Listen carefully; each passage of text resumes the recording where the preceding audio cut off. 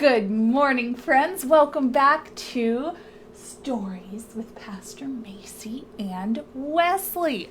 It has been quite a while since we have done a story, but it is snowing outside, so we wanted to read a special snowy story that you might know called The Mitten, adapted and illustrated by Jan Brett. So here we go. The Mitten is a Ukrainian folktale. Once there was a boy named Nicky who wanted his new mittens made from wool as white as snow. At first, his grandmother, Baba, did not want to knit white mittens. If you drop one in the snow, she warned, you'll never find it. But Nicky wanted snow white mittens, and finally, Baba made them. After she finished, she said, "When you come home, first I will look to see if you are safe and sound, but then I will look to see if you still have your snow white mittens." So off Nicky went, and it wasn't long until one of his mittens dropped in the snow and was left behind. Oh no. A mole, tired from tunneling along, discovered the mitten and burrowed inside. It was cozy and warm and just the right size, and the mole decided to stay. A snowshoe rabbit came hopping by. He stopped for a moment to admire his winter coat. It was then that he saw the mitten and wriggled in, feet first. The mole didn't think there was room for both of them, but when he saw the rabbit's big kickers, he moved over. Next, a hedgehog came snuffling along. Having spent the day looking under wet leaves for things to eat, he decided to move into the mitten and warm himself. The mole and the rabbit bumped and jostled, but not being ones to argue with someone covered in prickles, they made room. As soon as the hedgehog disappeared into the mitten, a big owl, attracted by all the commotion, swooped down. When he decided to move in also, the mole, the rabbit, and the hedgehog grumbled.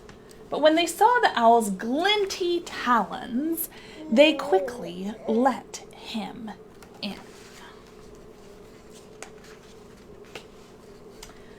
Up through the snow appeared a badger.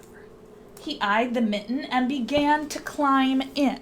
The mole, the rabbit, the hedgehog, and the owl were not pleased. There was no room left, but when they saw his diggers, they gave him the thumb.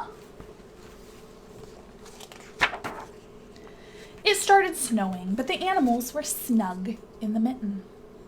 A waft of warm steam rose in the air, and a fox trotted by and stopped to investigate. Just the sight of the cozy mitten made him feel drowsy. The fox poked his muzzle inside. Then, when the mole, the rabbit, the hedgehog, the owl, and the badger saw his shiny teeth, they gave the fox lots of room.